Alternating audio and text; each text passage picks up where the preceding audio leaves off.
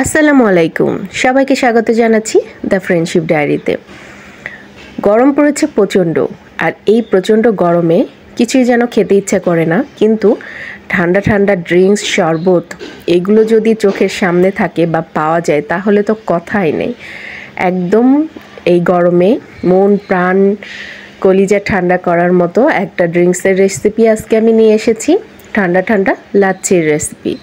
তবে আজকে আমার এই সিম্পল লাচ্ছিটা আমি কিভাবে তৈরি করব সেটাই শেয়ার করব। আজকে কিন্তু লাচ্ছিটা আমি কোনো মেশিন ছাড়াই আমি তৈরি করব।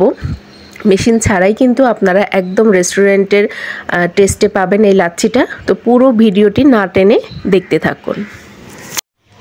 লাচ্ছি তৈরি করার জন্য মেন উপকরণ লাগবে দই। তো আমি এখানে দই নিয়ে নিয়েছি, মিষ্টি দই 500 গ্রামের মতো, আর বড় সাইজের একটা লেবু কেটে নিয়েছি, আর নিয়েছি লবণ মিষ্টির ব্যালেন্সটা ঠিক করার জন্য, আর এখানে আইস কিউব। লাচ্ছিটা যত বেশি ঠান্ডা হবে তত বেশি মজা হবে। আর হাঁড়ি নিয়ে বসে গিয়েছি, 1 হাঁড়ি ঠান্ডা পানি। আর এই যে আমার মেশিনটা দেখুন, কোনো ইলেকট্রিক মেশিন না, আমার হ্যান্ড মেশিন বলতে পারেন। একদম ডাল ঘুটনি নিয়ে বসে পড়েছি। এখন আমি এই ঘুটনি দিয়েই কিন্তু লাচ্ছিটা তৈরি করব। একদম রেস্টুরেন্টের স্বাদকেও হার মানাবে।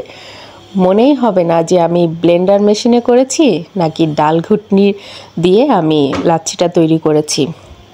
তো ঠান্ডা পানির মধ্যে আমি সমস্ত দইগুলো, যে 500 গ্রাম দই নিয়েছিলাম, দইয়ের পুরাটাই আমি মিশিয়ে দিলাম পানিতে। আর লেবুটা ব্যবহার করছি, এখন লেবু চিপে নিচ্ছি। অনেকে কিন্তু লেবু ব্যবহার করেন না লাচ্ছিতে, দেখা যাচ্ছে যে শুধু বরফ কুচি, চিনি আর দই, জাস্ট এই উপকরণ দিয়েই কিন্তু অনেকে লাচ্ছি তৈরি করে। তো আমার কাছে, আমি যখনই তৈরি করি না কেন, লেবুটা আমি ব্যবহার করি। আমার কাছে একটু টেস্টটা ভালো লাগে, টক মিষ্টি আর লেবুর যে একটা ফ্লেভার, দারুণ লাগে। তো আমি লেবুটা চিপে দেওয়ার পরে এখন আমি পরিমাণ মতো লবণটা অ্যাড করছি। লবণটা কিন্তু চোখে দেখতে বেশি মনে হলেও কিন্তু আমি যেহেতু পরিমাণে বেশি করছি, তো এতে কিন্তু লবণটা পরিমাণ ঠিক আছে। আর বরফ কুচি দিয়ে দিলাম, আর চিনিটা আমি অ্যাড করছি 2 টেবিল চামচ মতো চিনি, যেহেতু আমার দইটা অনেক মিষ্টি দই ছিল, তো সেজন্য চিনিটা অল্প ব্যবহার করেছি। আর এই যে আমার হ্যান্ড ব্লেন্ডার যাকে বলে, একদম ডাল ঘুটনি দিয়ে দিচ্ছি ঘুটা।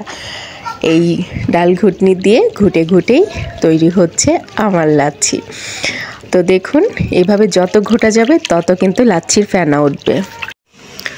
লাচ্ছি একদম সম্পূর্ণভাবে রেডি হয়ে গিয়েছে, এখন শুধু খাওয়ার পালা। তো সার্ভিং গ্লাসে আমি প্রত্যেকটা গ্লাসে 2 পিস করে আইস কিউব দিয়েছি। লাচ্ছিটা যত ঠান্ডা হবে তত বেশি মজা হবে। এখন গ্লাসে আমি লাচ্ছি ঢেলে নিচ্ছি। আর এই ঠান্ডা ঠান্ডা লাচ্ছিটায় প্রচণ্ড গরমের মধ্যে এখন সবাই, পরিবারের সবাই একসঙ্গে মিলে খাবো। ফিলটাই অন্যরকম, ঠান্ডা ঠান্ডা ফিল হচ্ছে এখনই কিন্তু কলিজা মন ঠান্ডা হয়ে যাচ্ছে। তো খুব সহজেই কিন্তু তৈরি করে নিলাম একদম ডাল ঘুটনির সাহায্যে রেস্টুরেন্টের স্টাইলে লাচ্ছি। সবার বাসায় তো ডাল ঘুটনি অবশ্যই আছে, তো আপনারাও কিন্তু আমার মতো তৈরি করে নিন এই লাচ্ছিটা। আল্লাহ হাফেজ।